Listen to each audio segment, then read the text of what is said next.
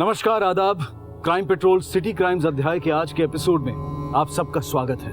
लोग शहर आते हैं बेहतर जिंदगी के लिए, लेकिन शहर की जिंदगी की अपनी जरूरतें होती हैं। यहाँ ज्यादा कमाई तो होती है, लेकिन खर्चे भी बढ़ जाते हैं। जो लोग कल तक कम सुख सुविधाओं में जीने के आदी होते हैं, शहर की चकाचौंध में उनकी सोच भी बदल जाती है, उनके सपने भी बदल जाते हैं और उन सपनों को पूरा करने की होड़ में इंसान अपनी क्षमता से ज्यादा कमाना चाहता है। इसी चक्रव्यूह में उलझकर हम में से कुछ लोग अपना मानसिक संतुलन खो देते हैं और कुछ किसी जाल में फंस जाते हैं या फिर किसी गैर कानूनी गतिविधि में उलझ जाते हैं। और हमारा आज का ये केस भी इसी तरफ एक इशारा है।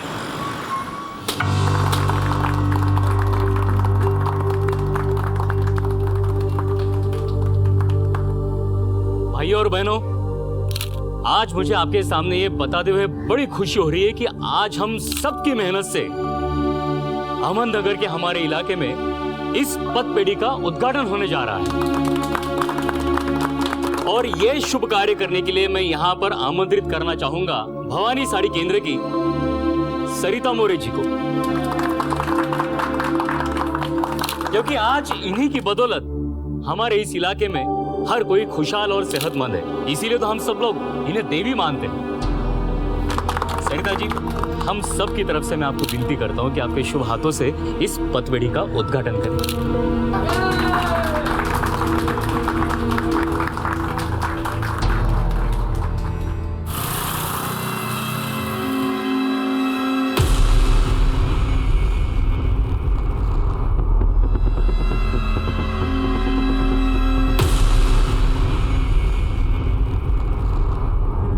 देख शंकर, काम थोड़ा टेढ़ा है पर करना पड़ेगा। साहब, सीधे काम के लिए आप मुझे क्यों याद करते? बोला ना। हमें नहीं मालूम हम जो कर रहे हैं वो सही है या गलत। हो सकता है हमारा शक गलत साबित हो,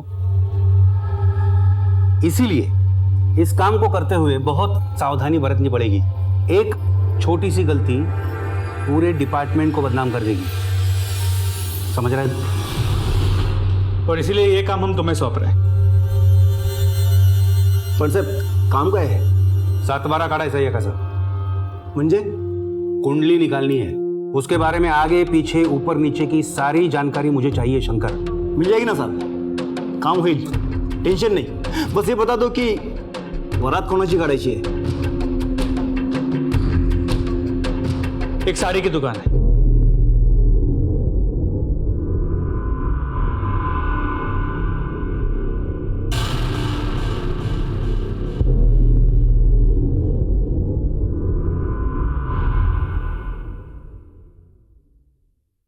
महाराष्ट्र के अहमदनगर शहर में साड़ी की एक दुकान आखिर पुलिस के लिए इतनी अहम क्यों हो गई थी? क्या राज था जिसे ढूंढना बेहद जरूरी था?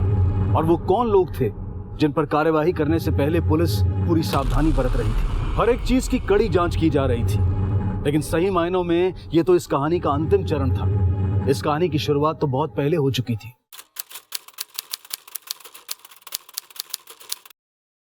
आई बस झालं, तुला किती वेळा सांगितलंय मुझे शादी नहीं करनी मतलब नहीं करनी। शादी नहीं करनी है तो क्या सारी उम्र घर में बैठी रहेगी? आई मैं शादी करना चाहती हूँ, लेकिन इस लड़के से नहीं। काय झालं? क्या खराबी है इस लड़के में? कैसे समझाऊं? ये लड़का गांव में रहता है। अरे तू कौन से शहर में पली बड़ी है? बिल्कुल सच कहा तुमने।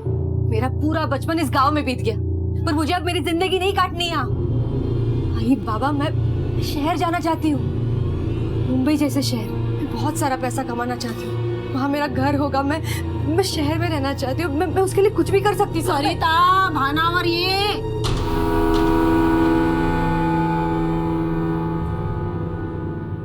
देख बेटा, पैसों से हर चीज नहीं खरीदी जा सकती। अरे गृहस्थी भी कोई चीज होती है ना। नहीं आई, आज के तारीख में पैसा ही सब कुछ है। पैसा ही इंसान की औकात बनाता है। अगर ऐसी बात है ना तो नहीं है मेरी औकात। अरे नहीं है मेरी औकात तेरे लिए शहर से कोई ना बड़ा अमीर लड़का ढूंढ के लाने के लिए। लेकिन बाबा, मेरी बात तो सुनिए। बस बहुत हो चुका है। अरे लड़के वालों को शगुन तक दे चुके हैं हम लोग। अगर फिर भी तुझे ये रिश्ता पसंद नहीं है ना तो हमारे लिए थोड़ा सा जहर लेके आ। बाबा, जहर विष, जहर खा के मर जाते, फिर तेरे दिल में जो आना है ना वो कर। तो तुम्ही कुठे चाललात?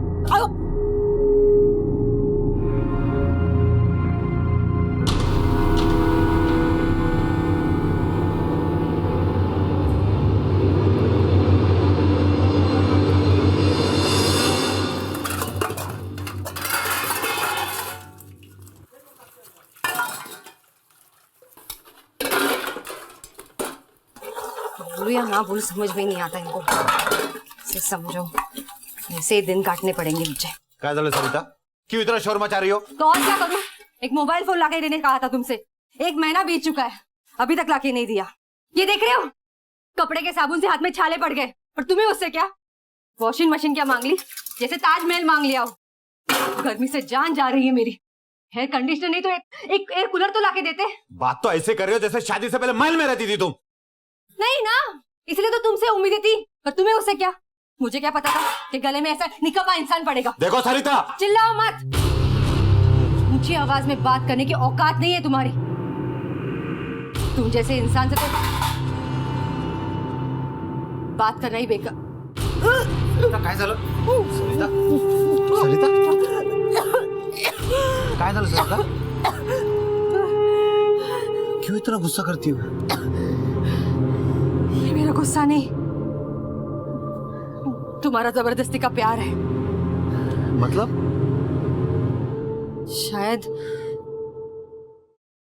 शायद मैं पेट से हूँ। अरे ये तो खुशी की बात है। हाँ, मी बाबा होणार आहे, मला मुलगा होणार आहे सरिता। मी खूप खुश आहे। चुप रहो, इस खुशी के साथ साथ जिम्मेदारी भी आएगी, उसका क्या करोगे? सरिता तू टेंशन नको, मी आहे ना। अरे तुम हो ना, इसीलिए तो। सरिता, सरिता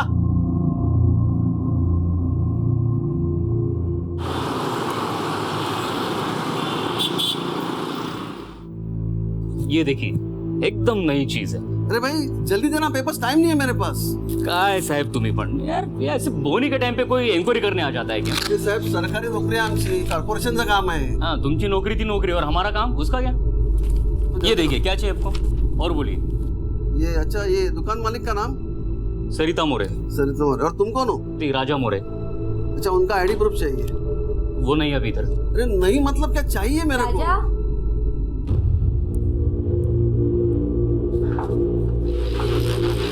क्या हुआ? क्यों सुबह सुबह इन पर बिगड़ रहे हो? देखो ना, काम के टाइम पे इंक्वायरी करने आ जाते हैं। जाओ तुम अपना काम करो, मैं देखती हूँ। मैडम तुम्ही कौन? मैं सरिता मोरे। मैडम आपका आईडी प्रूफ चाहिए। ओह, 1 मिनट। ये आईडी प्रूफ। अरे वाह मैडम, आपकी फोटो बहुत अच्छी है। Thank you so much. सभी पेपर्स तो मुझे मिल गए। हाँ। लेकिन एक बात पूछना मैं भूल गया। पूछिए ना। कब से शुरू हुई है दुकान? बस यही कोई 4-5 साल पहले। अरे आपको चाय पानी लेंगे? हम बैठे ना थोड़ी देर यहाँ। अरे नहीं मैडम, शुक्रिया। फिर कभी आऊंगा। जरूर। थैंक यू, थैंक यू, नमस्ते। थैंक यू, नमस्ते, नमस्ते।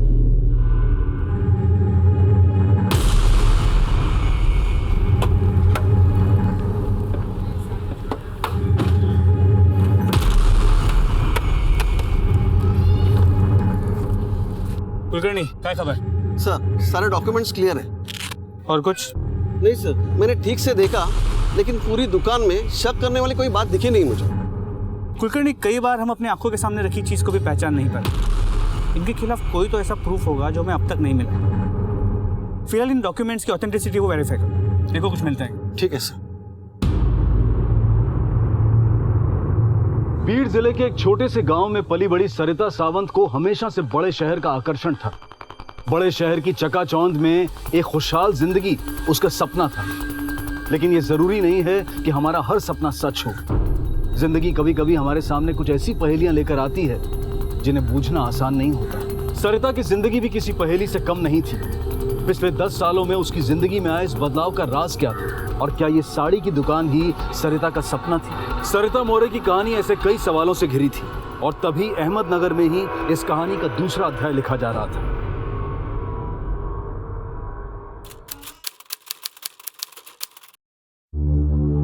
The number you are trying to call is currently switched off.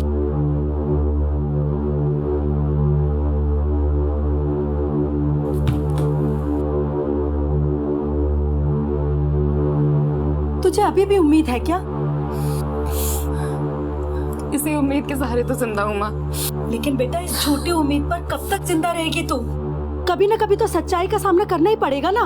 अगं कशाला समजवते तिला? वाटेल ते करू दे तिला। करो, तुम्हारी जो मर्जी आहे करो। देख ये सब मैं सही नहीं सकता। आई शपथ सांगतो मला जगायची इच्छाच नाहीये। छोड़ो इसे। सुचित्रा क्या करेगा जी के? मैं नहीं जीना चाहता हूँ। मैं बाबा काय बोलते तुम्ही? मेरी बात मानो। क्यों मानू तेरी बात? तू मानती है मेरी बात? जा, तुझे जो करना है वो कर ले। मैं ये सब देख नहीं सकता, मुझे मरने दे। आप जो बोलोगे मैं आपकी बात मानूंगी, जो बोलोगे वही करूंगी, कुछ नहीं पूछूंगी। ये सब मत करो प्लीज। देखो बेटा, मैं समझता हूँ तू किस दर्द से गुजर रही है, मुझे एहसास है, मगर बेटा मैं जो कुछ भी कर रहा हूँ तेरी भलाई के लिए कर रहा हूँ। अगं तुझ्या भल्यासाठीच सगळं करतोय ना ग।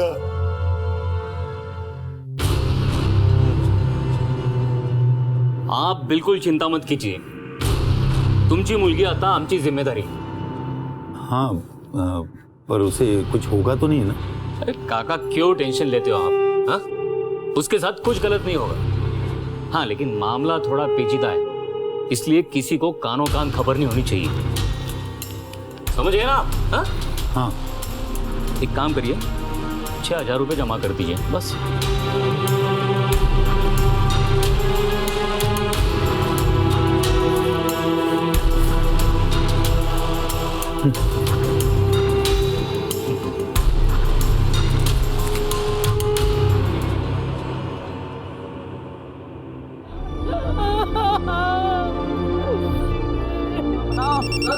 राम नाम।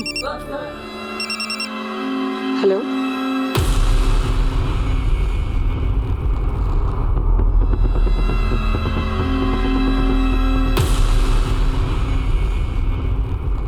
आखिर क्या हुआ था जाह्नवी के साथ?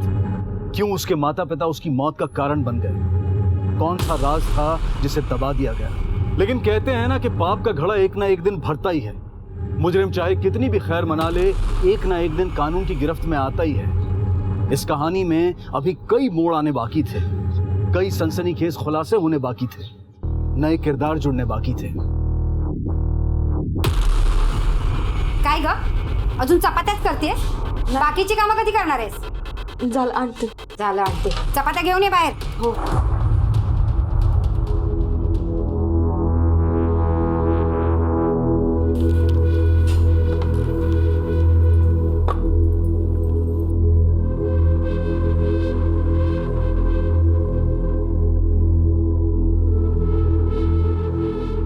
आई, सब्जी में नमक कम है क्या?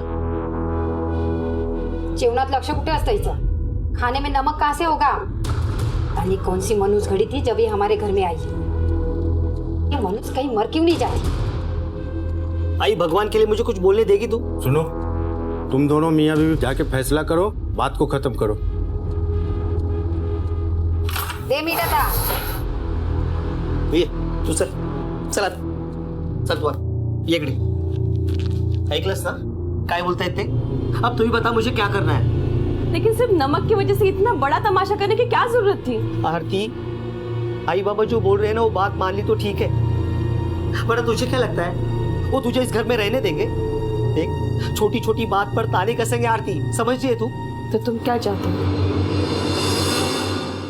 सर, सरिता मोरे के कॉल रिकॉर्ड से पता चला है कि पुणे के एक बोर्डिंग स्कूल में अक्सर बात करती थी और वो महीने में एक बार पुणे जाती भी थी। शिंदे, हो सकता है कि पुणे के उस स्कूल से हमें उसका अतीत का कोई खोया हुआ पन्ना मिले। एक काम करो, अपनी एक टीम को लेकर तुरंत पुणे जाओ। सर,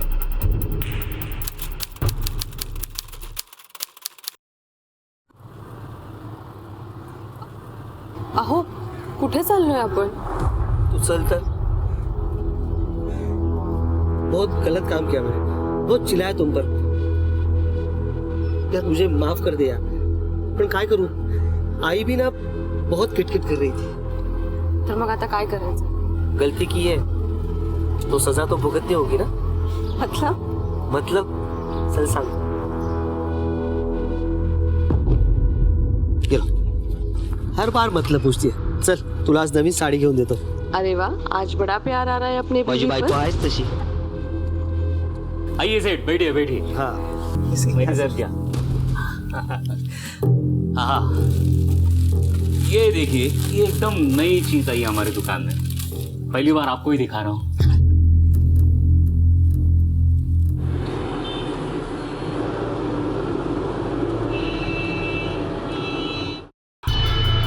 यस ऑफिसर, इस लेडी को मैं पर्सनली जानता हूँ। इनका बेटा हमारे स्कूल में ही पढ़ता है, लेकिन आपको इनका नाम किसी ने गलत बताया। गलत ना मतलब? हमारे रिकॉर्ड्स के मुताबिक इनका नाम सरिता बोरे नहीं, सरिता द्योले अक्सर यहाँ आती है। क्या इनका कोई क्रिमिनल रिकॉर्ड है? यही ढूंढने के लिए तो हम यहाँ आए हैं। रोहन के फादर का नाम और कॉन्टैक्ट नंबर आपके रिकॉर्ड्स में तो होगा ना? जी हाँ, आपको हमारे ऑफिस से मिल जाएगा। एक और बात, मुझे रोहन से मिलना है। देखिए ऑफिसर, एक्चुअली सब आप बच्चे की चिंता मत कीजिए। I handle the situation, please. Yes sir. Rohan Dyole class 7 से जो है उसको यहाँ लेके आओ। Okay sir. Thank you. Rohan हे तुझ्यासाठी। मी तुझ्या वडिलांचा ना खूप जुना फ्रेंड, त्यांच्या शाळेचा फ्रेंड। सच? 100%। मुझे तुम्हारे पापा को मिलना है। वो आजकल रहते कहाँ हैं? वो हमारे गांव में रहते हैं, कुलगांव। कुलगांव? लेकिन तुम्हारी माँ तो अहमदनगर में रहती है ना? हाँ, जब मैं छोटा था ना तब मेरी मम्मा ने मुझे कहा था कि पापा उनसे बहुत फाइट करते, इसलिए मेरी मम्मा उनसे अलग रहती है। अच्छा, तुम्हें तुम्हारे पापा अच्छे लगते हैं? मुझे दोनों भी अच्छे लगते हैं। तो मैं अब जब पापा से मिलूंगा ना, उनसे कहूँगा कि मम्मा से फाइट ना करें, ठीक है? थैंक यू बेटा। You can go now. Yes sir.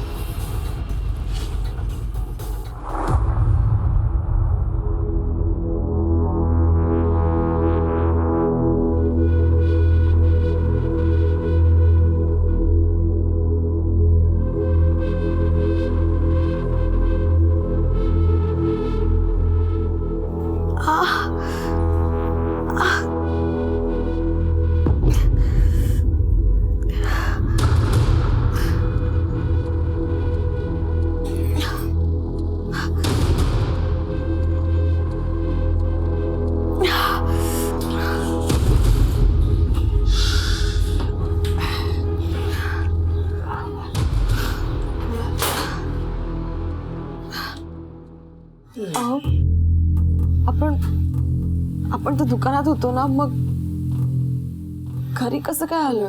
मी घेऊन आलो तुला घरी। क्या क्या हुआ था मुझे? बस इधर जरा, मागे हो जरा, टेकून बस। सावकाश। हंसला?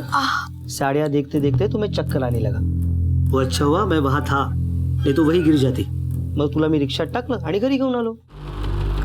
काय झालं होतं मला? तुझे सांगितलं ना, डॉक्टर आए थे, उन्होंने कहा था कि थकान की वजह से ऐसे हुआ। कौन से डॉक्टर? ये आपले जोशी डॉक्टर जे नेहमी येतात ते। हाँ, तू आराम कर। लेकिन वो तो यहाँ पे नहीं है, वो तो मुंबई गए है ना। हे बघा, जे काय असेल ना ते प्लीज खरं खरं सांगा। मेरा मेरा मेरा सर इतना क्यों भारी है? आणि पोटात पण खूप दुखतंय माझ्या। हो माहिती आहे मला। बघ ते जोशी डॉक्टर त्यांच्याकडे पाटील आहे ना, तो आला होता। हाँ, काळजी घे। हाँ, चल। पाटिल? लेकिन उनके यहाँ पे कोई पाटिल वाटिल काम नहीं करता। इसका मतलब आप मुझसे कुछ छुपा रहे हो, है ना? तुझा माझ्यावर विश्वास नहीं है का? तेरे से तो बात करना ही फिजूल है।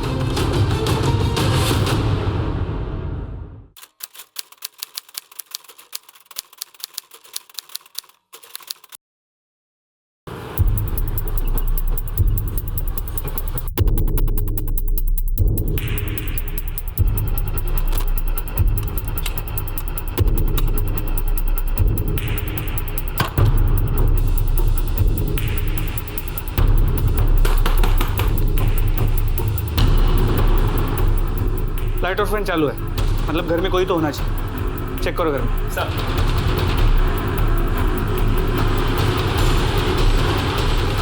सर क्या हुआ ऐसे? मुंह से बहुत बास आ रही है, लगता पिया हुआ है। पानी डाल इसके मुंह पे। सर।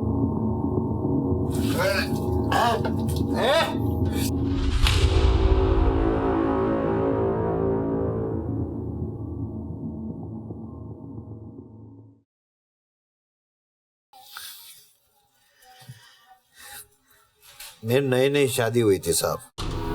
भगवान की दुआ से सब कुछ ठीक ही चल रहा था, लेकिन वो बात बात पर गुस्सा होती थी, बात बात पर झगड़ा करती थी, बात बात पर गालियां देती थी मुझे।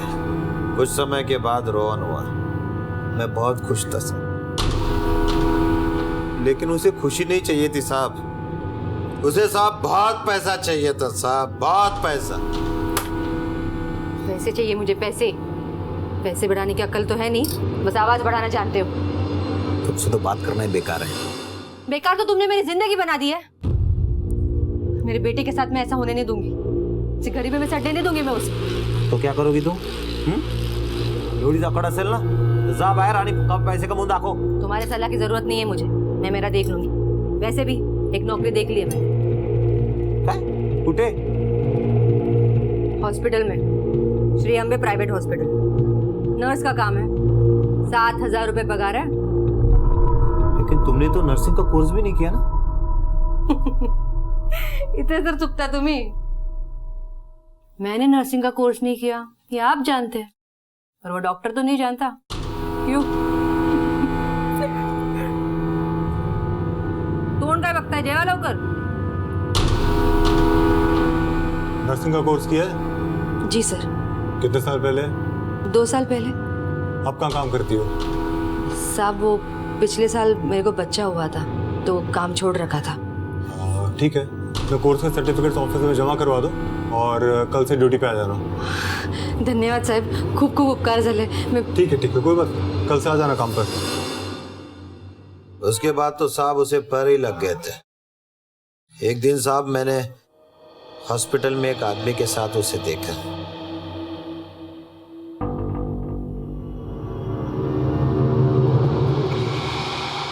वैसे हाथ बहुत पसंद आया तुम्हारा। म्हणजे? इंजेक्शन देती हो तो पता ही नहीं चलता। पता कैसे चलेगा, ध्यान तो कहीं और रहता है तुम्हारा। पता है तुम्हें? हाँ, सब पता है मुझे। कहाँ देखते हो, क्या सोचते हो, सब। वैसे भगवान की दया से गरीब का पेट भर जाता है। भगवान आप जैसा गरीब सबको बनाए। आराम कीजिए। क्या कर रहे हैं आप? सोडा, मतलब इरादा क्या है आपका? सोचता हूँ तुझे भी मेरे जैसा गरीब बना ही दो। अच्छा, तो बना ही दीजिए।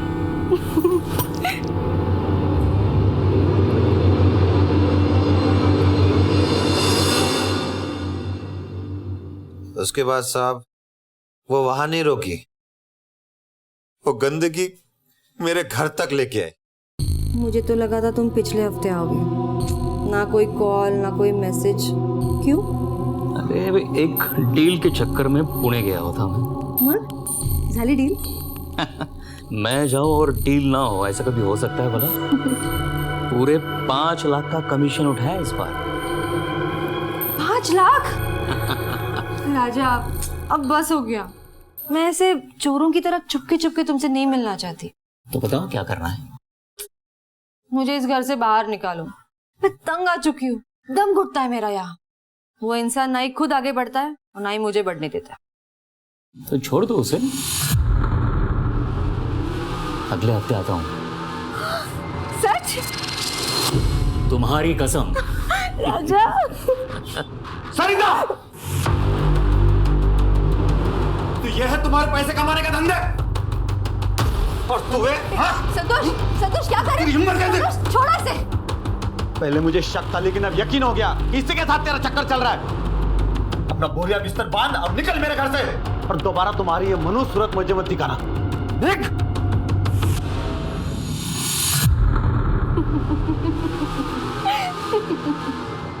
तू क्या मुझे घर से बाहर निकालेगा?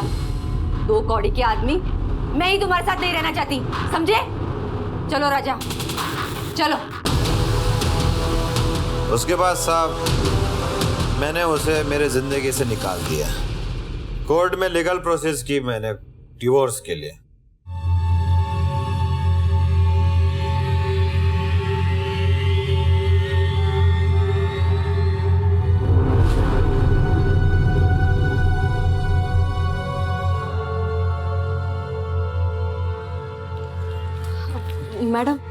साहेब कुठे? साहब वहां है.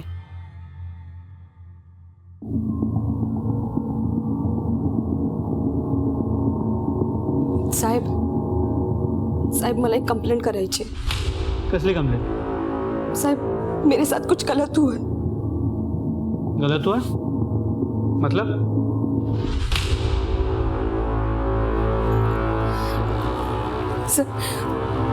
सर मुझे लगता है कि मेरा अबॉर्शन कर दिया, वो भी बिना मेरा मर्जी के. देखिए, आप जो कुछ भी हुआ है हमें डिटेल में और साफ साफ बताइए. सर 3 महीने पहले डॉक्टर सावंत के पास गए थे. उन्होंने कहा कि मैं प्रेग्नेंट हूँ. मेरे पति, सास, ससुर हम सब खुश थे. लेकिन मेरे बच्चे के जन्म लेने से पहले एक टेंशन जन्म ले चुका था. आई तुला बोलो ना मी तिला समजावतो म्हणून. हे बघ चंदू, तू तुझ्या बायकोला काय ते समजाव. अगर इसने बच्ची को जन्म दिया ना तो इसे इसके बाप से 5 लाख रुपया लाने को बोल, वरना इसे और इसकी बेटी को घर से बाहर निकाल दूंगी मैं. लेकिन आई मेरे बाबा इतने सारे पैसे कहाँ से लाएंगे? आधीच त्यांनी तुम्हाला 2 लाख रुपए दिले आहेत ना. मग बघ चंदू बघ, कैसी गिनती कर रही है. आणि काय ग, तेरे बाप से जो पैसे लिए वो मैंने अपनी अय्याशी के लिए लिए क्या? तेरे पति के काम धंधे के लिए लिए. समझी तू? जबान लड़ाती है. आई तू शांत रहा, मैं तेरा समझाता हूँ. देख आरती, अगर बच्ची पैदा करेंगे तो उसके शादी का, उसके दहेज का पैसा कहाँ से लाएंगे हम लोग? अरे पहले उसे जन्म तो लेने दो. जन्म लेने के बाद क्या होगा? वो कुछ नहीं. अब ज्यादा दिमाग चलाने की जरूरत है नहीं. मैंने सब सोच लिया, सब पता कर लिया. राजकोट में मेरा एक दोस्त है जिससे मैं पता चलेगा बेटा है या बेटी. एक छोटा सा टेस्ट होगा, अगर बेटी होगी तो गिरा देंगे, बात खत्म. फिर अगले हफ्ते मेरे पति मुझे राजकोट लेकर चले गए. वहाँ पे एक छोटे से क्लिनिक में मेरा टेस्ट करवाया गया.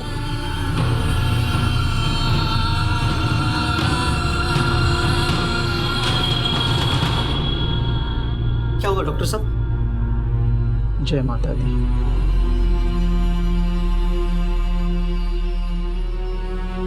सर मेरे पति और सास को लड़की नहीं चाहिए थी. लोगों ने उस वजह से मेरी जिंदगी का तमाशा बना के रख दिया था.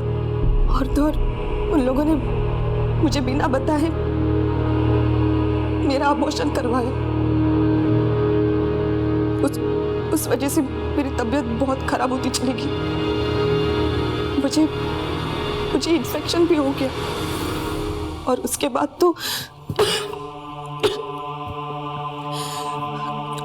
बाद तो लोगों ने मुझे मेरे मायके भेज दिया. आणि आता तर काय, माझ्या नवऱ्याने दुसरं पण लग्न केलं. सर ये मेरे रिपोर्ट्स जिंदगी बर्बाद करून टाकली होती त्यांनी माझी. और कहाँ हुआ था ये अबॉर्शन? सर वो मेरे पति मुझे भवानी सारी केंद्र में लेके गए थे.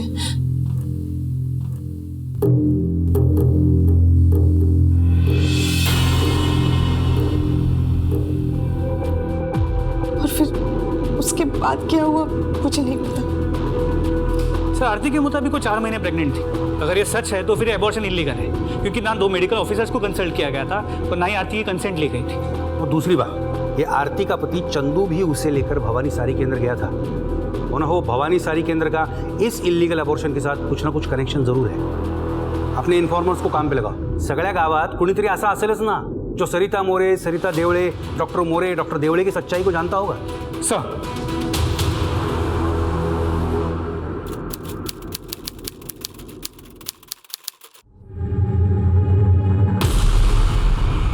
अरे भाई सुनो, क्या हो रहा है?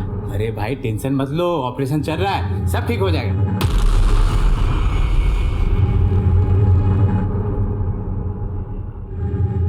मैडम क्या हुआ है?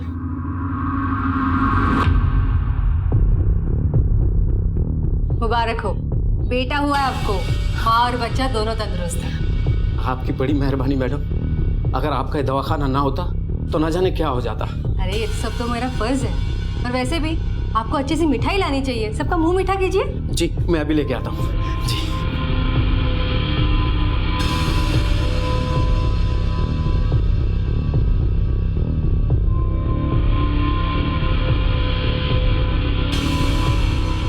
ये क्या ताई, आपने वापस पान तंबाकू खाया? मैंने आपसे कहा था ना, पान तंबाकू बिल्कुल बंद। अगली बार से अगर से पान तंबाकू खाया ना आपने तो इतना बड़ा इंजेक्शन दे दूंगी आपको, समझ गई?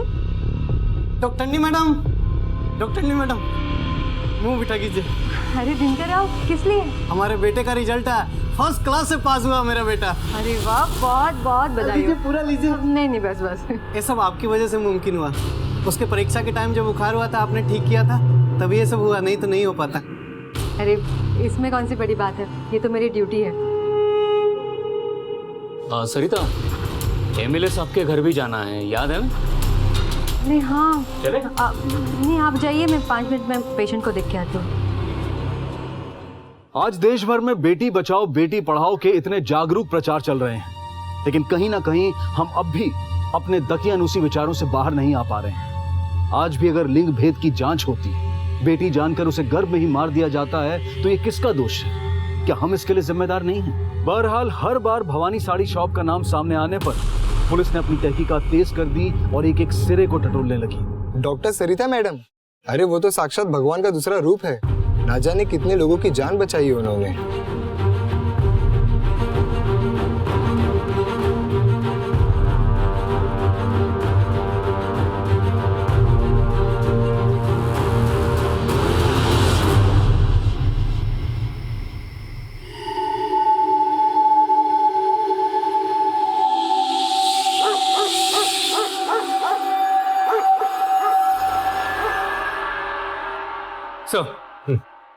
हाँ शिंदे, क्या है नहीं जानकारी? सर गांव में बहुत लोगों से बात की, गांव के लोगों के मुताबिक तो वो भगवान है, उसने कई लोगों की जान बचाई। नहीं, गांव वालों का भरोसा जीतने की कोशिश है ये, ताकि किसी को शक ना हो। सर इसके अलावा सत्यम क्लिनिक के वेस्ट से हमें लीड मिली है। सर ये देखिए बिल्स, होम साइड डिस्ट्रीब्यूटर के बिल्स है, दवाइयों का डिस्ट्रीब्यूटर, इसी के यहाँ से सारी दवाई आ रही। लेकिन सर बिल सत्यम क्लिनिक के नाम पे नहीं होते, बल्कि लक्ष्मी मेडिको के नाम पे होता है। अगर इनकी खुद की क्लिनिक है तो ये लोग दवाइयाँ दूसरे के नाम से क्यों लेते हैं? तो हैरानी की बात यह है कि सत्यम क्लिनिक से करीब 12 किलोमीटर दूर लक्ष्मी मेडिको नाम की एक दुकान भी है। हमने वहाँ भी पूछताछ की, लेकिन उन्होंने बताया कि उनके यहाँ की दवाई तो किसी और ही डिस्ट्रीब्यूटर से आती है। शिंदे, उछला या होम साइड डिस्ट्रीब्यूटरला, शायद वही इन लोगों से मिला हुआ है। साहेब मी देवाची शपथ घेऊन सांगतो, मुझे इस चक्कर के बारे में कुछ नहीं पता। तुम्हारी एजेंसी से एक फर्जी दुकान को दवाइयाँ बेची जाती हैं। ऑर्डर फॉर्म पे सिर्फ डॉक्टर का नाम लिखा है, रजिस्ट्रेशन नंबर भी पूरा नहीं है। बिना ये सब कुछ देखे तुम डिलीवरी भी दे देते हो और अब कहते हो कि तुम्हें कुछ पता नहीं है।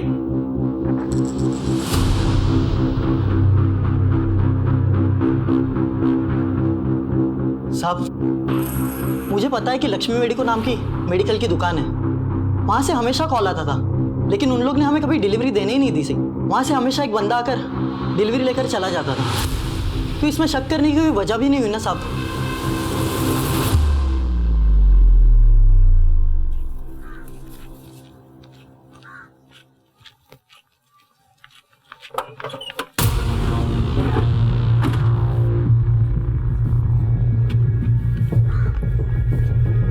क्या हुआ सर? ये तो हमें भी जानना है कि क्या क्या हुआ है।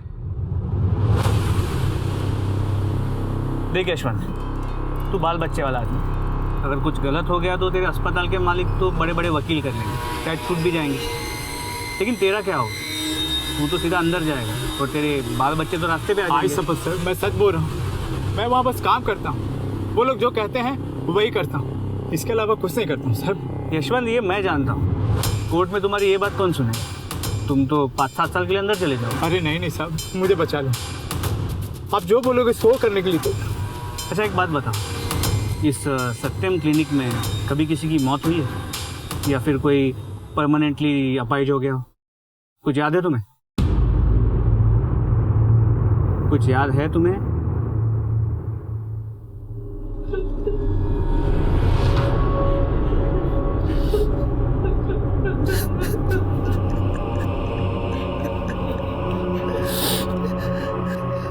जानवी का एक लड़के के साथ अफेयर था,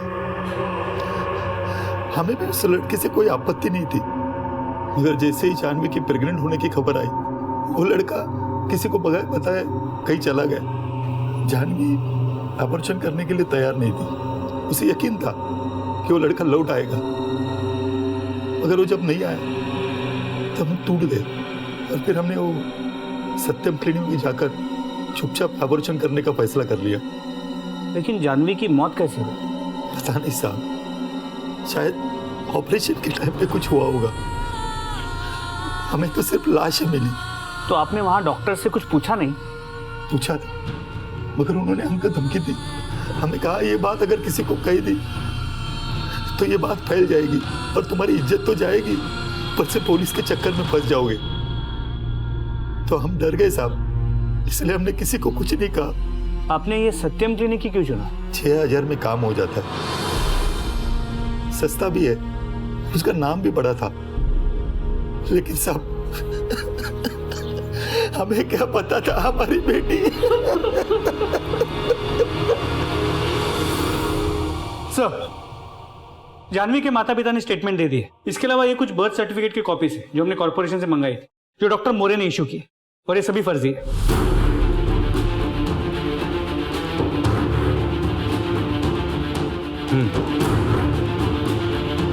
शिंदे, मुझे लगता है कि अब वक्त आ गया है। शंकर से कह दो कि अपना जाल बिछा दे। वरात कोणाची काढायची? एक साड़ी की दुकान। और अहमदनगर डिस्ट्रिक्ट के सिविल सर्जन विनय मयेकर को भी इन्फॉर्म कर दो, क्योंकि ऐसे मामलों में उन्हीं की मदद से केस को सुलझाया जा सकता है। सर, वो क्या है ना कि मेरी बीवी का कहना है कि बच्चा गिराना पाप है। ऐसा पाप वगैरह कुछ नहीं होता है, तुम चिंता मत करो, उसे कुछ भी नहीं होगा। बस उसे चेकअप करवाने के बहाने से कल यहाँ ले आना। ठीक आहे सर। साहेब, डॉक्टर मॅडमने भेटून थोडं बोलू शकतो? थोडं तसल्ली करणार आहे ना इसके लिए। अच्छा, चलो। साहेब, काय घाबरायचं कारण नाही ना? अरे नहीं नहीं, काय घाबरताय तुम्ही? नाही, तीसरी बार है ना इसकी। अरे ऐसा कुछ होता नहीं, हमने कई बार किया ये। चल सरिता, ये सुधाकर है। नमस्कार मैडम। बात हो गई इनसे, लेकिन आपके मुंह से सुनना चाहते हैं। मैडम, कोई प्रॉब्लम तो नहीं होगी ना? अरे नहीं नहीं, आप बिल्कुल टेंशन मत लीजिए।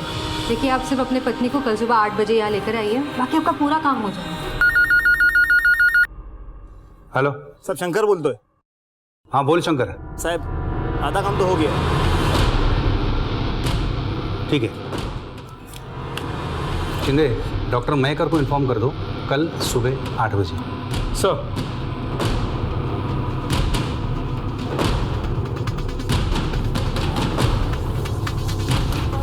आराम से प्रदीप, आराम से आराम से।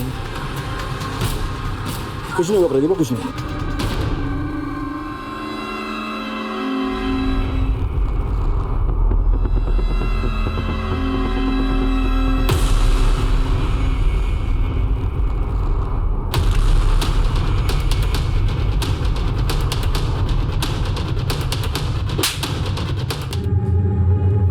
अंदर। ये क्या बदतमीजी है? यहाँ सर्जरी चल रही है, आप ऐसे अंदर नहीं आ सकते, बाहर जाइए। देखिए, ये कोई पेशेंट नहीं है, ये हमारे डिपार्टमेंट की लेडी कांस्टेबल है, कांस्टेबल अनीता। क्या? Thank you Anita. Welcome sir. और ये डिस्ट्रिक्ट सिविल सर्जन है, और हाँ असली है, इनका काम करने दीजिए। एक काम करो, सब सामान और डॉक्यूमेंट्स सब कर लो और टेस्टिंग के लिए ले चलो। देखिए, आप हमारे सामान को हाथ नहीं लगा सकते। मैंने किया क्या है? ये जो भी पूछे उन सारे सवालों के जवाब हमें चाहिए। हाँ, क्या मैं आपके मेडिकल डिग्री सर्टिफिकेट देख सकता हूँ? ये लीजिए।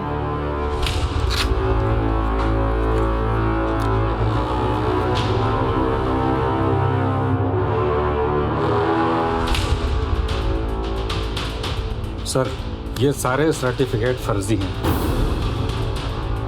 शिंदे, यहाँ के सारे लोगों को हिरासत में ले लो। चलिए मैडम, अब आप अपनी प्रैक्टिस जेल में चल के करिए, बहुत सारे पेशेंट मिलेंगे आपको वहाँ पे। चलिए। देखिए, मेरी बात सुनिए आप। छोड़िए मुझे, मेरा हाथ छोड़िए, मेरी बात तो सुनिए। सारा सामान जब्त कर लो और हॉस्पिटल को ताला लगा दो। चलो। एक मिनट ये क्या हो रहा है? हाँ? राजा देखो ना, बोला है ना मुझे छोड़ने को। नहीं, मुझे मंत्री जी से बात करने दीजिए। जिससे बात करनी है बात कर लो, लेकिन पुलिस स्टेशन चल के इसे भी लेकर चलो। चलो। ये क्या तरीका है? मेरी बात सुनिए, आप ऐसे नहीं कर सकते। मेरी बात तो सुनिए। हाँ तो राजा साहब, वाह, शादीशुदा होने के बावजूद दूसरी शादी की तुमने सरिता से। नकली सर्टिफिकेट्स बनवाए, पूनम नगरी पतपेड़ी के अकाउंट में 40 लाख रुपए जमा करवाए, गैर कानूनी काम के सड़क पे बहुत आगे निकल गए थे तुम, लेकिन ये भूल गए कि पाप का घड़ा एक ना एक दिन भरता ही है। साहब, हमारे ख्याल मिलते थे, हम दोनों में ही आगे बढ़ने की आग थी और हम अपनी अपनी शादीशुदा जिंदगी से खुश नहीं थे। एक साथ हो गए, मेरी मेहनत और इसका दिमाग। वाकई बहुत मेहनत की तुमने, अब वक्त आ गया है उस मेहनत के फल खाने का। मुझे कबूल है कि मैंने बिना डिग्री के प्रैक्टिस की। उसके पहले मैं जिस अस्पताल में नर्स थी वहां मैंने ये सारा काम किया था। बस पैसा और नाम डॉक्टरों को मिलता था, लेकिन मैंने पूरी ईमानदारी से ये सारा काम सीख लिया था। फिर मैंने अपना काम शुरू किया, एक तजुर्बेकार दाई को अपने साथ ले लिया। मैं मानती हूँ कि कुछ गलतियाँ हुई हैं मुझसे, पर बड़ी से बड़ी डिग्री रखने वाले डॉक्टरों से क्या गलतियाँ नहीं होती? दूसरों की गलतियां गिनाकर तुम अपने आप को सही साबित नहीं कर सकती सरिता। तुमने बिना किसी पढ़ाई, बिना किसी ट्रेनिंग के इतना बड़ा काम शुरू किया जिसमें लोगों की जान दांव पे लगी होती थी, और अपना नाम, अपना पैसा कमाने के चक्कर में तुमने बहुत सारे गैर कानूनी काम किए हैं। अब तुम्हारे सारे गलतियों की सजा तुम्हें कानून देगा।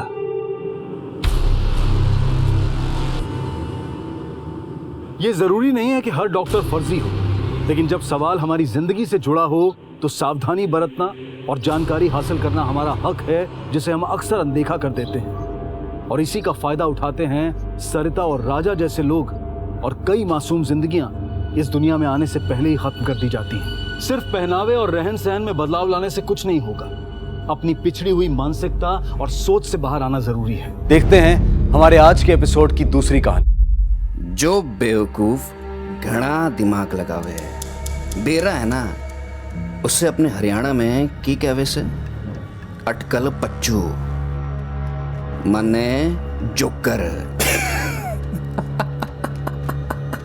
पानीपत पुलिस वालों, तुम जोकर हो, जोकर, अटकल पच्चू, बैल दिमाग। इंस्पेक्टर राजेंद्र चौधरी, पीएसआई सुरेश वशिष्ठ और एएसआई महेश त्यागी। तुम मुझे क्या, मेरी लंगोट भी ना ढूंढ पाओगे। सर, इस बार इसने पोस्ट बागपत से किया था। चर्बी बढ़ती जा रही है इसकी। यूपी पुलिस से कहो बागपत का कोना कोना छान मारे। एक बार मेरे हाथ लग जाए, इसका अटकल बच्चों तो मैं निकालूंगा।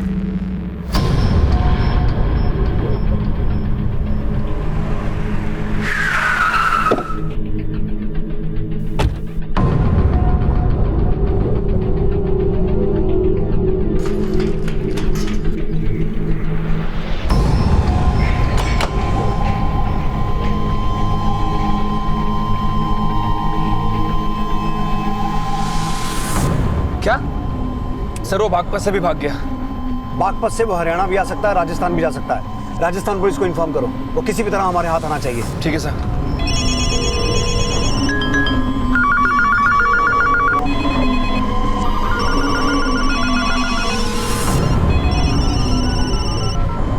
पुलिस को जोकर कहने वाला ये अपराधी पुलिस को चैलेंज करके बार बार चकमा दे रहा था। कौन था ये जो अपने सोशल मीडिया पोस्ट में बार बार पुलिस का मजाक उड़ा रहा था? बड़ा भारी बंदोबस्त है, चूड़ियां पहन लो पानीपत पुलिस वालों। बेवकूफों की पूरी फोर्स भी मिल जाए तो भी कोई मेरी पूछ ना फाड़ सकता। सर, इस बार उसने ये पोस्ट राजस्थान के चुरू से की है। सुरेश, राजस्थान पुलिस को अलर्ट करो, इस बार यहाँ से निकलना नहीं चाहिए। Okay sir.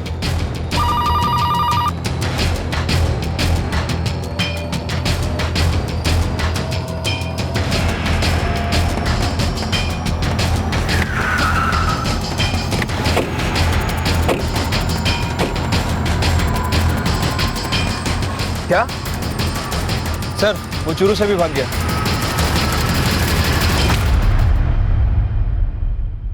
पुलिस को बेवकूफ, जोकर, अटकल पच्चू और न जाने क्या क्या कहने वाला वो अपराधी लगातार सोशल मीडिया पे एक्टिव है और वो पानीपत पुलिस को लगातार चेतावनी दे रहा है। वो कह रहा है कि पुलिस ने चूड़ियां पहन रखी हैं, लेकिन अब देखना ये है कि क्या पुलिस उसको हथकड़ी पहना पाएगी या नहीं। दूर से देखा तो पुलिस टोपी लगा रही थी, पास आके देखा तो बाल खुजला रही थी। ओ तेरी, वो तो फिर से मार के भाग गया। सोशल मीडिया के इस मनचले अपराधी को पकड़ना पानीपत पुलिस के लिए इज्जत का मसला बन गया था। वो आए दिन पुलिस को इधर उधर भटका रहा था, लेकिन हाथ नहीं आ रहा था। लेकिन ये अपराधी बार बार पुलिस को ऐसे चैलेंजेस क्यों दे रहा था? आखिर पुलिस को चैलेंज करके ये साबित क्या करना चाहता था? 3 राज्यों के पुलिस विभाग में हड़कंप मचा देने वाला ये अपराधी आखिर था कौन? उड़ती चिड़िया के पर गिनने की मेहनत नहीं करता मैं तो देखते ही पर काट देता हूँ चिड़िया के।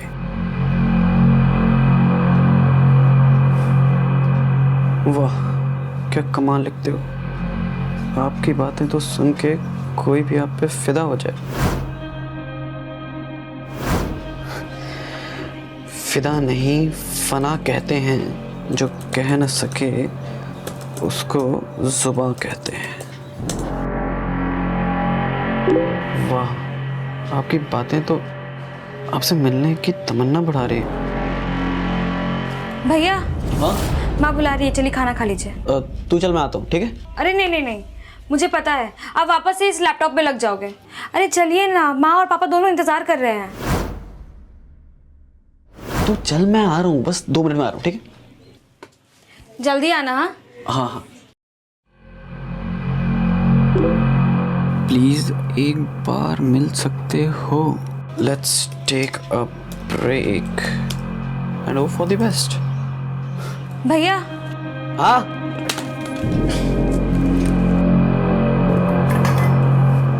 क्या बात है भैया, किससे बातें कर रहे थे? मेरे लिए भाभी मिल गई? नहीं रे पगली, जीजे ढूंढ रहा था। वो कहना तेरी उम्र हो गई है शादी की। अपनी उम्र देखिए, मेरी उम्र है।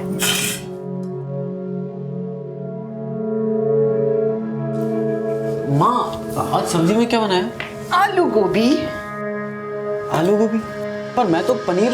अरे पनीर ला के देगा तब तो बनाऊंगी ना। कितनी बार बोला है कि अगर पनीर खानी हो तो हरिदास डेयरी से पनीर लेके आ जाया कर, लेकिन नहीं। लेकिन माँ, शाम को तो भैया पनीर लेकर आए थे। क्या? पनीर लाया था? अच्छा कोई बात नहीं, कल बना दूंगी, ठीक है? मालती, लगता है तेरी दवा असर ना कर रही है। तू फिर सब कुछ भूलने लग गई। कल मेरे साथ डॉक्टर के पास चल तू। नहीं जी, मैं आपके साथ डॉक्टर क्या नहीं जाऊंगी, मुझे ले जाएगा प्रमोद।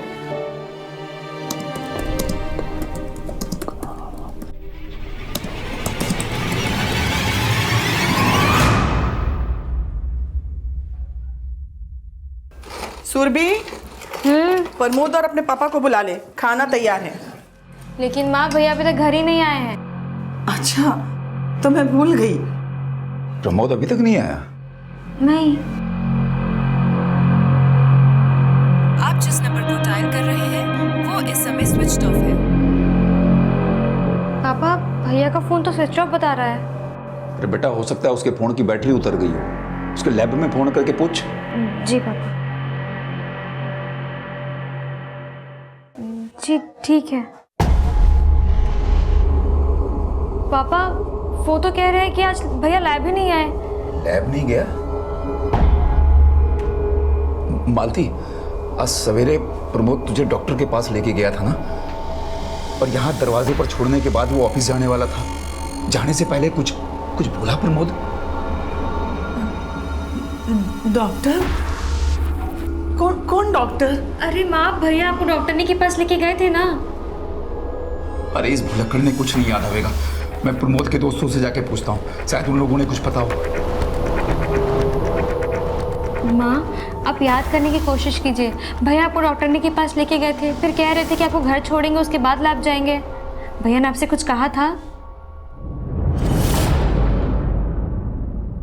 तो प्रमोद आज ऑफिस नहीं पहुंचा, लेकिन सुबह ऑफिस जाने के लिए निकला था। जी सवेरे तो वो अपनी माँ को डॉक्टर के पास दिखाने के लिए निकला था। उसके बाद वो अपनी माँ को घर छोड़ने के बाद ही ऑफिस जाने वाला था। और अपनी माँ से उसने कुछ कहा भी था, पर उसकी माँ को कुछ याद नहीं आ रहा है कि क्या कहा था उसने। याद नहीं आ रहा मतलब? मेरी बीवी को भूलने की बीमारी है जी। तो प्रमोद अपनी माँ को कौन से डॉक्टर के पास लेके गया था? डॉक्टर सरोजनी वशिष्ठ, दिमाग की डॉक्टर हैं वो। सलोनी रोड पर उनका क्लिनिक है, उन्हीं से प्रमोद की माँ का इलाज चल रहा है। ठीक है, आप प्रमोद की सब डिटेल्स दे दीजिए, हम पता करते हैं।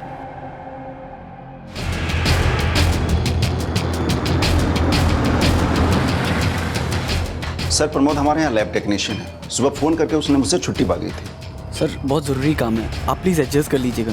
कोई बात नहीं Pramod, I will manage. Sir वो कभी छुट्टी नहीं लेता, बहुत ही पंक्चुअल और हार्ड वर्किंग है। सुरेश, पता करो प्रमोद ने कल वाकई छुट्टी ली थी या उसका बॉस हमसे कुछ छुपा रहा है। ठीक है सर। हेलो, ठीक है सर। प्रमोद के फादर ने हमसे कहा था कि प्रमोद अपनी माँ को लेकर डॉक्टर सरोजनी की क्लिनिक गया, लेकिन अभी फ़ोन पे पता चला है कि वो क्लिनिक कल बंद था।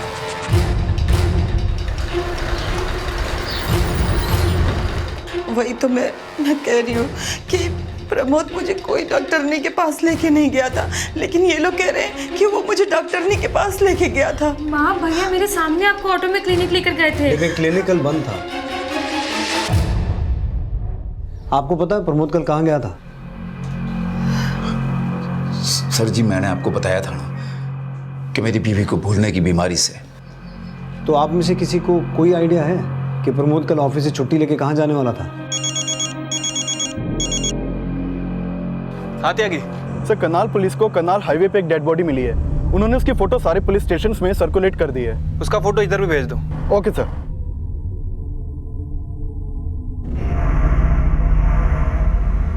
कल जब प्रमोद घर से निकला था तो उसने कौन से रंग के कपड़े पहने हुए थे? सर भैया ने लाइट पर्पल कलर की शर्ट और ब्लैक पैंट पहनी थी।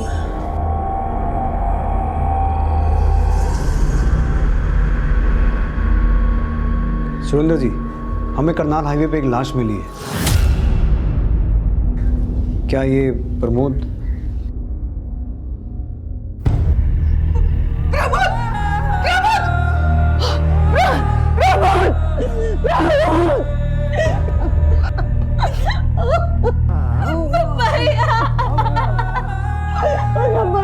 ये प्रमोद ही है? आपका करनाल में कोई रिश्तेदार है या प्रमोद का कोई दोस्त जिससे वो मिलने गया होगा? नहीं सर जी, हमारा करनाल में कोई नहीं है। पता नहीं प्रमोद बाप।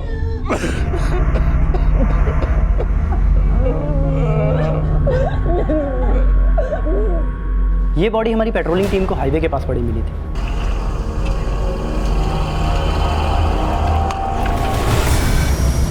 बॉडी के पास हमें कुछ भी नहीं मिला, ना पर्स ना मोबाइल, लेकिन बॉडी के पास रोड पे हमें ब्लड स्पॉट जरूर दिखाई दिए। हमें लगता है कि इसके सर को किसी व्हीकल से कुचला गया है, लेकिन जब हम इसकी बॉडी को यहाँ पर लेकर आए तो प्राइमरी रिपोर्ट से हमें ये पता चला कि इसके सर में गोली भी लगी। गोली? शेर कभी कुत्ते की मौत नहीं मरता। अपनी औकात में रहो पानीपत पुलिस वालों।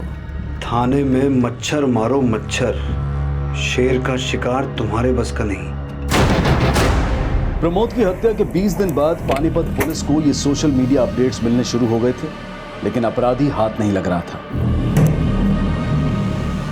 लेकिन सोशल मीडिया के उस मंचले का प्रमोद के मर्डर से क्या कनेक्शन था, और मौजूदा वक्त में जो लाश करनाल से मिली थी उसका चेहरा पहचानना मुश्किल था। लेकिन प्रमोद के पेरेंट्स ने बताया कि बॉडी पर जो कपड़े थे वो प्रमोद के थे, इसलिए बॉडी की आइडेंटिटी को कंफर्म करने के लिए डीएनए टेस्ट किया जा रहा था और प्रमोद के कॉल रिकॉर्ड से इस केस की गुत्थी को सुलझाने की कोशिश की जा रही थी।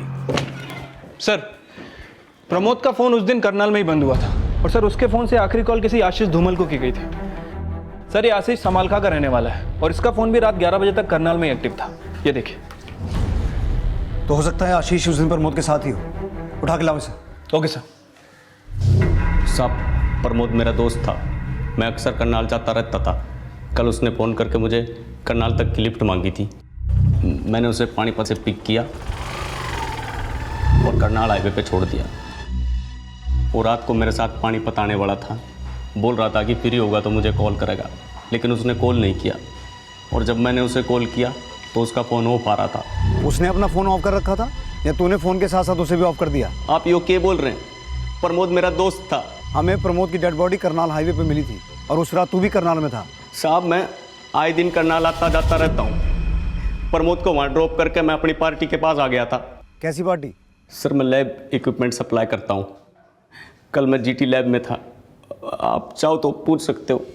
पता करो इस आशीष और प्रमोद का आपस में रिश्ता कैसा था, और जिस जीटी लैब के बारे में बात कर रहा है वहाँ से पूछताछ करो। अगर ये झूठ बोल रहा है तो सच जल्दी सामने आ जाएगा। सर, करनाल पुलिस ने प्रमोद की लाश की पोस्टमार्टम रिपोर्ट भेजी है।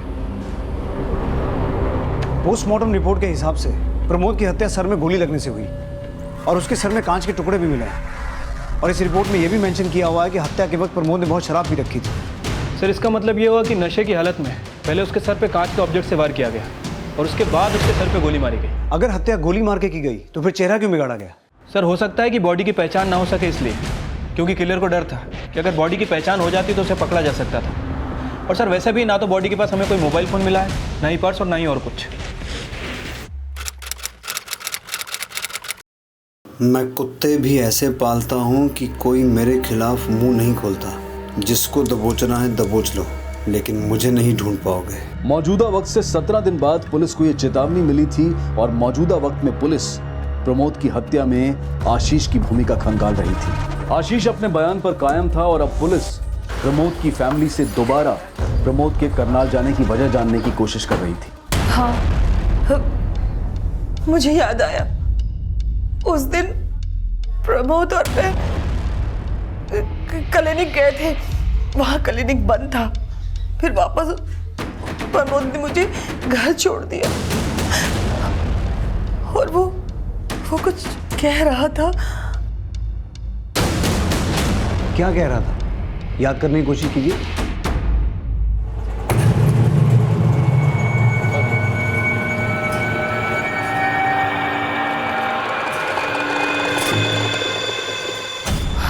हाँ, वो कह रहा था कि मेरा लैपटॉप चार्जिंग पे लगा देना, मैं रात को लेट आऊंगा।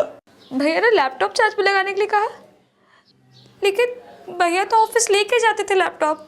लेकिन उस दिन तो वो ऑफिस गया ही नहीं। उसने आपसे ये कहा था कि वो करनाल जाने वाला है।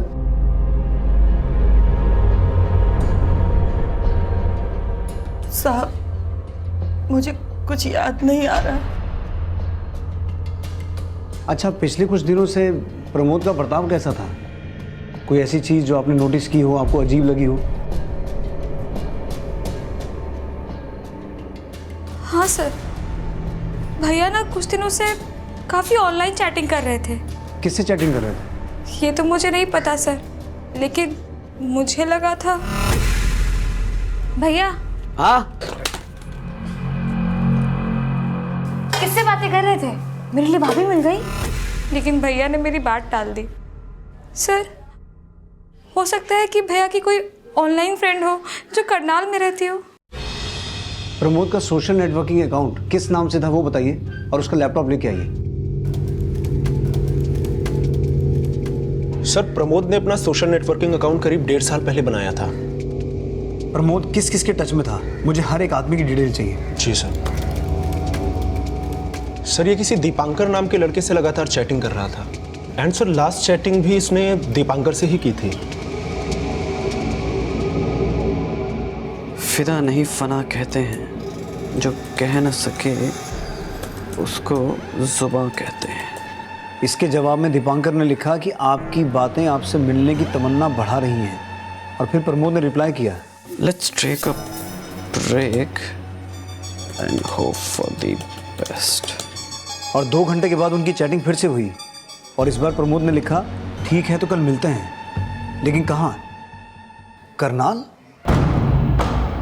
तो इसका मतलब है प्रमोद को दीपांकर ने करनाल बुलाया था, लेकिन किस जगह बुलाया था ये मेंशन नहीं किया हुआ है। दीपांकर के इस सोशल नेटवर्किंग अकाउंट से उसका नंबर मिल सकता है? सर, जो नंबर इसके अकाउंट पर ऐड होगा वो मैं आपको दे सकता हूँ। सर, ये नंबर है दीपांकर का।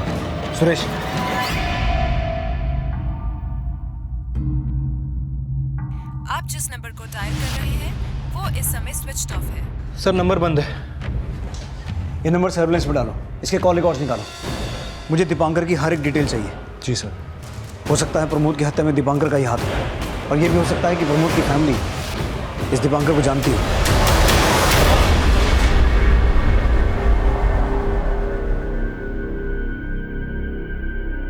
हम इसे नहीं जानते। भैया के मुंह से कभी किसी दीपांकर का नाम नहीं सुना सर।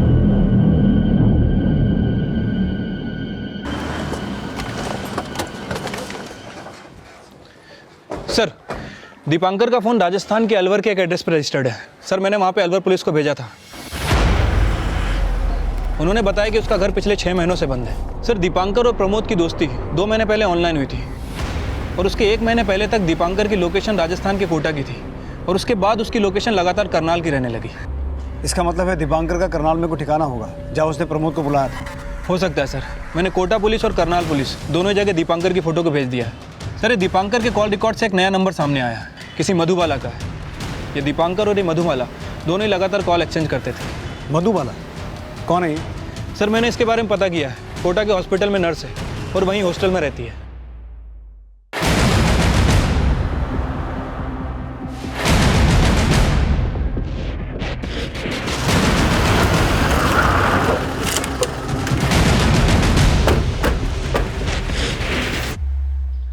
मधुबाला जी, आप लोग मुझसे मिलने आए हैं? जी, आपसे ही मिलने आए हैं। आपसे दीपांकर के बारे में कुछ पूछना है। दीपांकर? आपका चेहरा बता रहा है कि आप दीपांकर को अच्छे से जानती हैं। जी जानती हूँ, पर आप उसके बारे में क्या जानना चाहते हैं? आजकल कहाँ है वो? सर मुझे नहीं पता। उसका जब से फ़ोन बंद हुआ है मुझे सच में नहीं पता वो कहाँ है। उसका फ़ोन बंद है इसलिए तो आपसे मिलने आए हैं। अपना फ़ोन बंद करके कहाँ गायब हो गया वो? मुझे खुद हैरानी हो रही है कि वो अपना फ़ोन बंद करके कहाँ गायब हो गया है, पर आप उसके बारे में क्यों पूछ रहे हैं? मर्डर किया उसने अपने दोस्त का। पहचानती हैं इसे? सर ये कौन है? मैं दीपांकर के किसी दोस्त को नहीं जानती। मुझे तो लगता है आप लोगों को गलतफहमी हुई होगी। इतना भरोसा है आपको दीपांकर पे? वैसे आप दोनों का रिश्ता क्या है? मैं और दीपांकर कैजुअल फ्रेंड्स हैं बस, और अब तो काफ़ी वक्त हो गया वो मुझसे यहाँ मिलने भी नहीं आया। मुझे तो ये भी नहीं पता वो कहाँ रहता है, और इसके अलावा मैं आपको और कुछ नहीं बता सकती क्योंकि और कुछ नहीं जानती।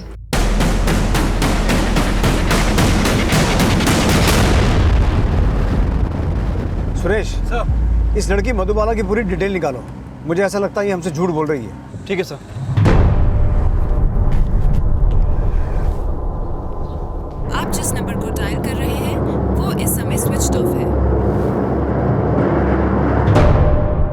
दीपांकर का फोन 1 महीना पहले तक कोटा में एक्टिव था, और मधुबाला का हॉस्टल भी कोटा में ही है। कोटा पुलिस से हमें दीपांकर के बारे में कोई लीड मिली है? नहीं सर, फिलहाल तो कोई लीड नहीं मिली। कोटा, चुरू, सोनीपत, बागपत, हर जगह धूल चटवाई है तुम्हें। अब तो मान लो शेर को पकड़ना मुश्किल ही नहीं नामुमकिन है। ये चैलेंज पुलिस को मौजूदा वक्त से 13 दिन बाद मिला था, और मौजूदा वक्त में प्रमोद मर्डर केस के प्राइम सस्पेक्ट दीपांकर का चौंका देने वाला इतिहास सामने आया था। सर ये दीपांकर तो बहुत ही पहुंचा हुआ क्रिमिनल निकला। अलवर पुलिस ने इसके बारे में सारी इन्फॉर्मेशन भेजी। सर कुछ महीने पहले शराब बेचने का धंधा करता था। सर कॉन्ट्रैक्ट किलर है। राजस्थान के बहुत सारे बिजनेसमैन को धमकाने का आरोप लगा हुआ है, और सर एक अलवर के बिजनेसमैन को मारने का आरोप भी है। और सर डीएनए रिपोर्ट से कंफर्म हो गया कि जो लाश करनाल के हाईवे पर मिली थी वो प्रमोद की है। अगर दीपांकर एक कॉन्ट्रैक्ट किलर है और उसी ने प्रमोद को मारा है, तो एक कॉन्ट्रैक्ट किलर मामूली से लैब टेक्नीशियन को क्यों मारेगा?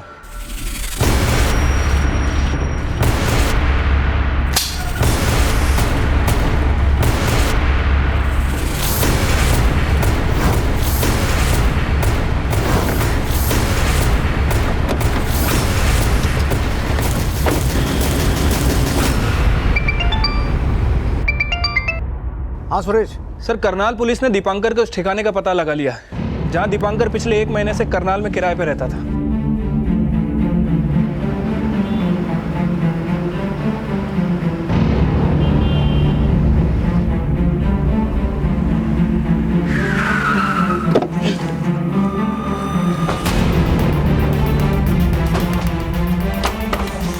ताला तोड़ो।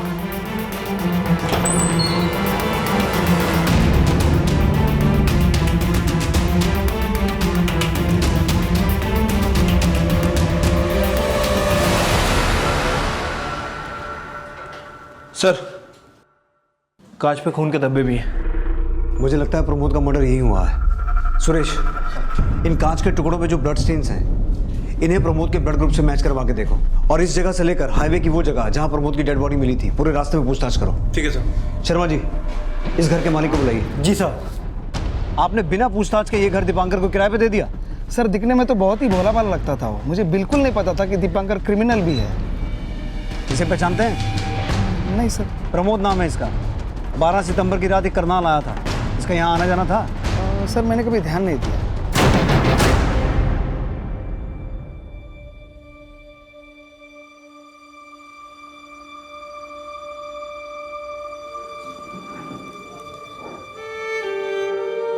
माँ, खाना खा लीजिए। माँ, आपके खाना नहीं खाने से भैया वापस तो नहीं आ जाएंगे ना? वो वापस नहीं आएगा, यही सोच के तो मेरी जान निकली जा रही है।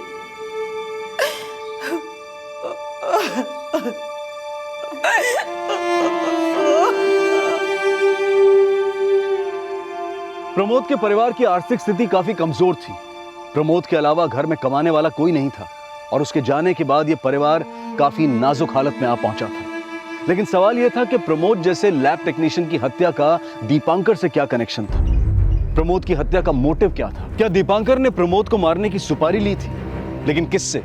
और क्या वजह थी कि दीपांकर ने सोशल मीडिया पर प्रमोद से दोस्ती की थी? क्या यह कोई षड्यंत्र था? इन सारे सवालों के जवाब दीपांकर की तलाश पर निर्भर थे, और इसी बीच दीपांकर के करनाल वाले घर से मिले ब्लड स्टेन्स की फॉरेंसिक रिपोर्ट आई।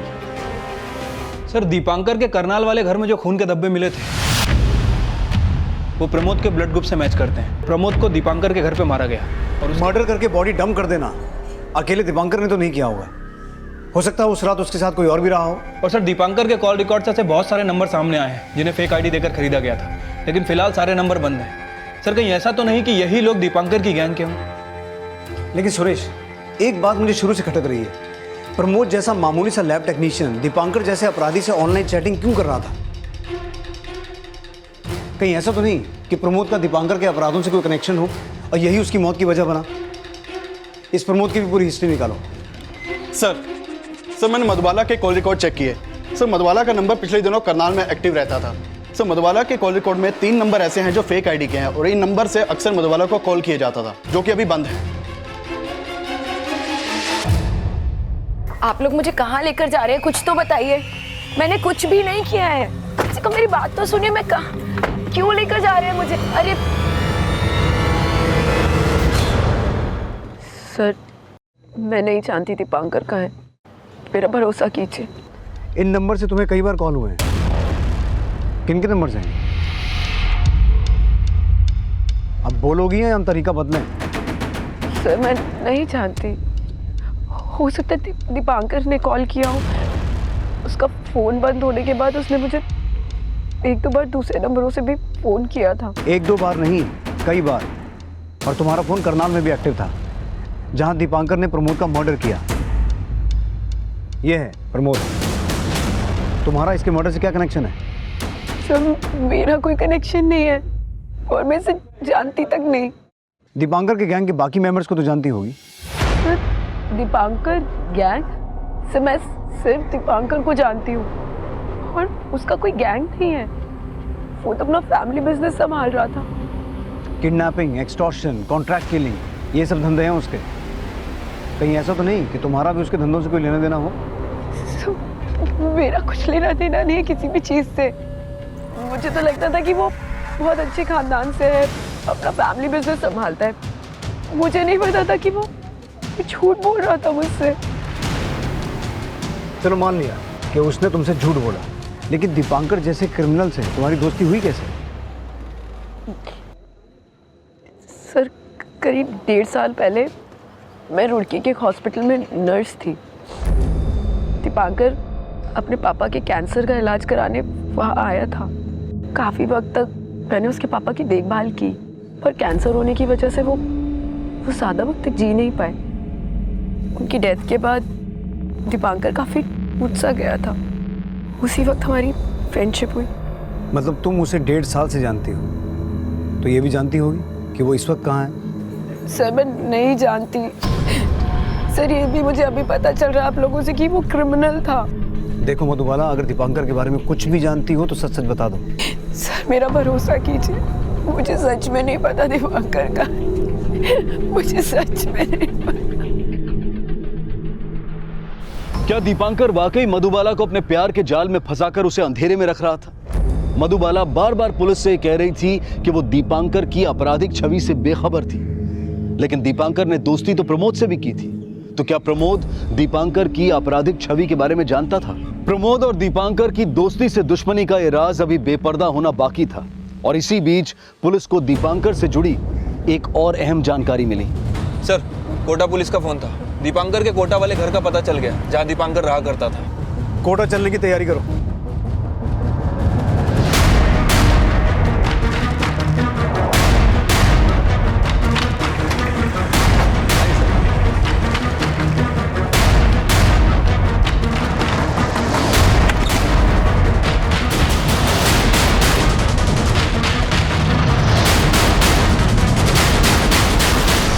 सर, यहाँ तो ऐसा कुछ भी नहीं मिला है जिससे दीपांकर की लीड मिल सके। ये घर कब से बंद है? पड़ोसियों से पता चला है कि यहाँ 1 महीने से ताला लगा हुआ है। पहले दीपांकर अक्सर यहाँ आया करता था। तो यहाँ दीपांकर के साथ कोई और भी रहता था? जी सर, पूछताछ पे पता चला है कि एक लड़की भी उसके साथ रहती थी। कौन लड़की?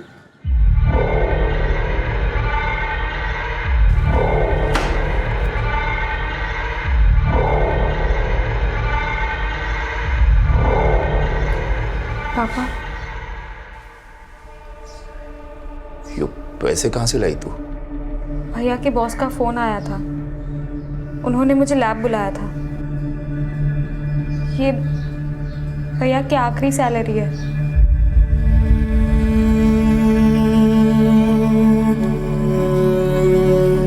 अलमारी में रख दे।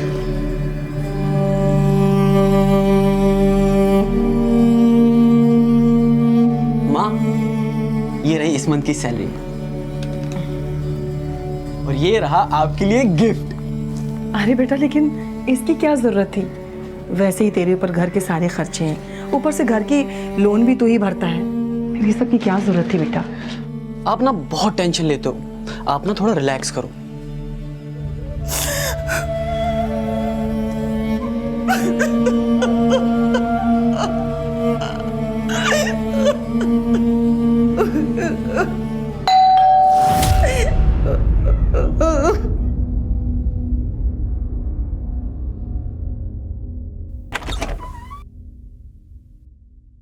जी पानीपत पुलिस वालों, तुम्हारी हिम्मत कैसे हुई एक निर्दोष लड़की को अरेस्ट करने की? सर, दीपांकर प्रमोद से जिस सोशल मीडिया अकाउंट से बात किया करता था वो दोबारा एक्टिव हो गया, और सर इसने इस बार ये पोस्ट किया है अम्बाला से। पानीपत पुलिस वालों, तुम्हारी हिम्मत कैसे हुई एक निर्दोष लड़की को अरेस्ट करने की? मधुबाला को अभी के अभी छोड़ दो, वरना अंजाम बहुत बुरा होगा। सर, मैंने अम्बाला पुलिस को इसकी लोकेशन अपडेट कर दी है। प्रमोद की हत्या के 10 दिन बाद दीपांकर ने सोशल मीडिया पर पहला धमकी भरा पोस्ट किया था, और पुलिस को दीपांकर के हाइडआउट का भी पता चला था।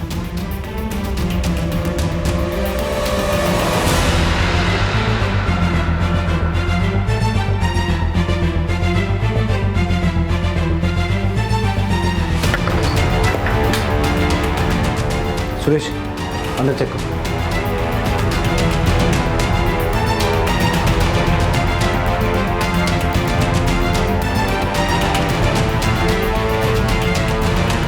सर, मुझे मालूम था तुम यहाँ आओगे, लेकिन मुझे कभी ढूंढ नहीं पाओगे। अब इस कागज की बत्ती बना। दीपांकर के इस सिरफिरेपन की ये तो सिर्फ शुरुआत थी। अंबाला के बाद हरियाणा, यूपी और राजस्थान की कई जगहों से वो लगातार कई चेतावनी भरी पोस्ट अपडेट कर रहा था। सर, दीपांकर ने इस बार पानीपत से पोस्ट किया है। पानीपत पुलिस वालों, मैं खुद पानीपत में आ गया।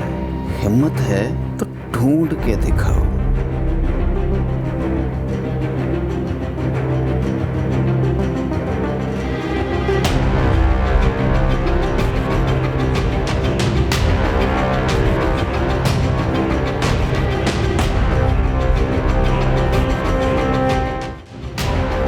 सर दीपांकर ने एक और पोस्ट किया है। तुम मुझे पानीपत में ढूंढ रहे हो और मैं तुम्हारा करनाल में इंतजार कर रहा हूँ। आजा पकड़ लो। त्यागी, पूरे करनाल में सेल लगा दो, कोई भी रोड छूटना नहीं चाहिए। ये कितना भी शेर बन है, इसकी गिदड़ भपकी इस बार कामयाब नहीं होनी चाहिए।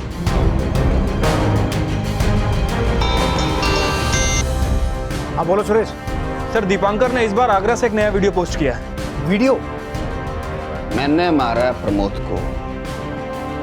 पानीपत पुलिस वालों, अगर मर्द हो तो मर्द से बातें करो, पकड़ के दिखाओ मुझे।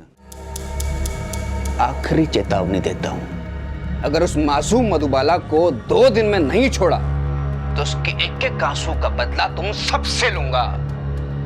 तुम्हारे घर में घुस के तुम्हारी औरतों को उठा लूंगा, फिर ना अपनी वर्दी की इज्जत बचा पाओगे ना अपनी औरतों। पानी सर के ऊपर से गुजर रहा है, हमें किसी भी तरह इस आदमी को पकड़ना है, वरना पूरा मीडिया हमारी जगह सही करेगा।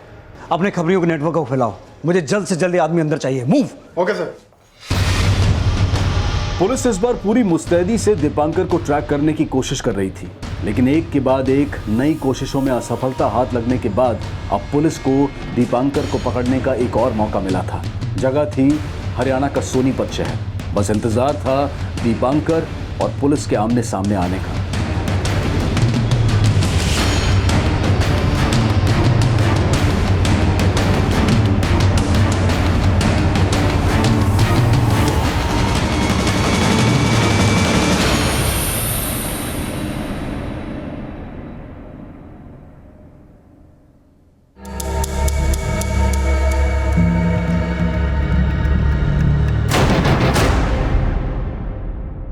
Suresh, be alert.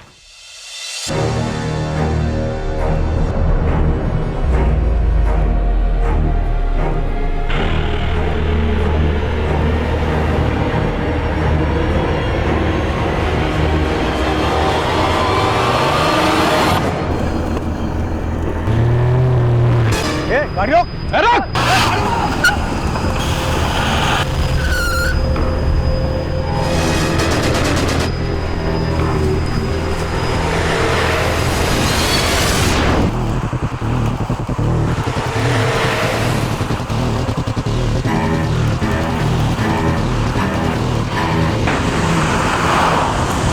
तेज चला।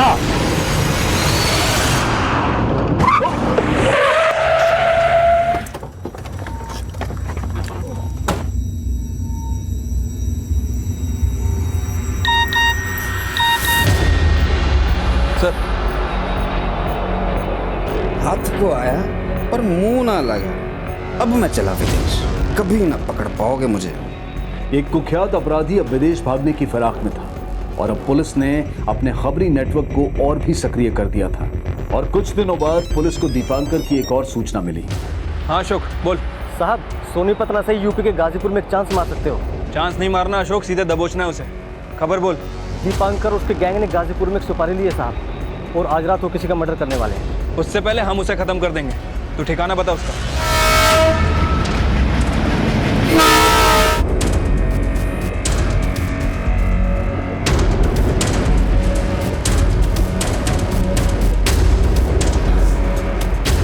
पैकिंग हो गई के?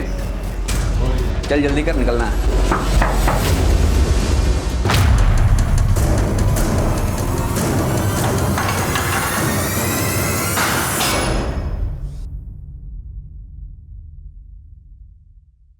शेर तो कभी मुर्गा नहीं बनता।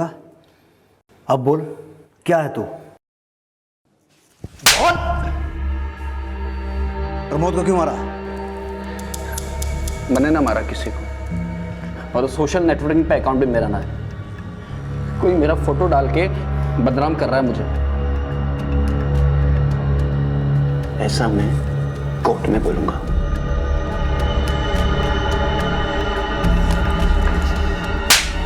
घास छाना ना बना है। तेरी सहेली है ना मधुबाला, सब कुछ उगल चुकी है।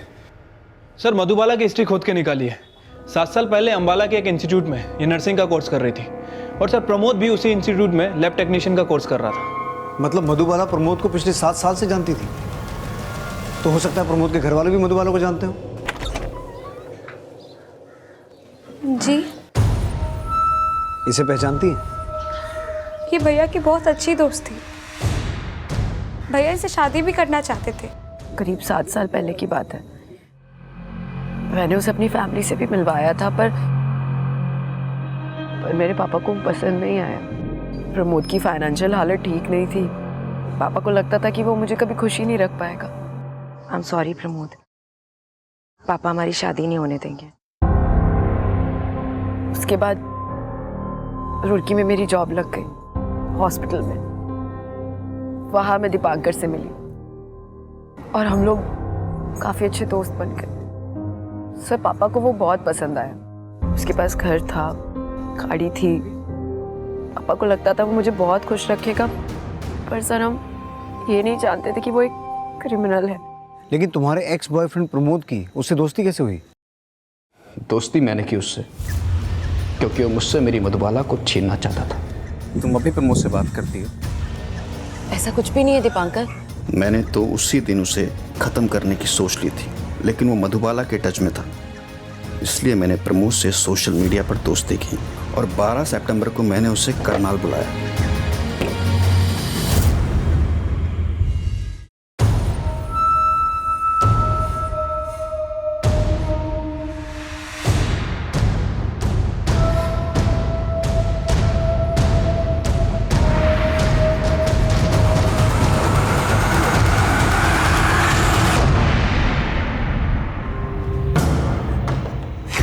अरे तू क्यों रो रही है?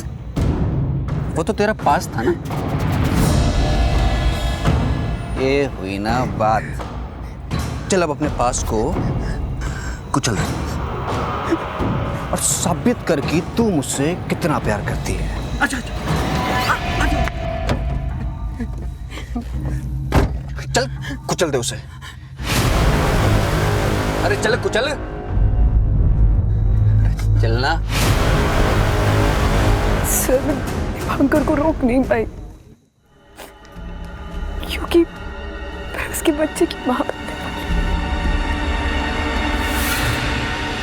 तो तुमने क्या सोचा था? एक क्रिमिनल तुम्हारे और तुम्हारे बच्चे को एक ब्राइट फ्यूचर देगा?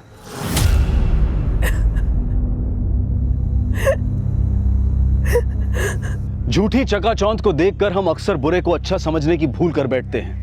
दोस्ती, प्यार, शादी ये ऐसे रिश्ते हैं जिनका फैसला बहुत सोच समझ कर लिया जाता है। इसी विचार के साथ अब मैं अनूप सोनी आपसे विदा लेता हूं। फिर मुलाकात होगी अगले एपिसोड में एक और चौंका देने वाले केस के साथ। तब तक अपना और अपने परिवार का ख्याल रखें और देखते रहें क्राइम पेट्रोल सिटी क्राइम्स। सबक एक को सीख हम सबको। जय हिंद। क्राइम पेट्रोल के ऐसे ही मजेदार एपिसोड्स देखने के लिए हमारे चैनल को सब्सक्राइब करें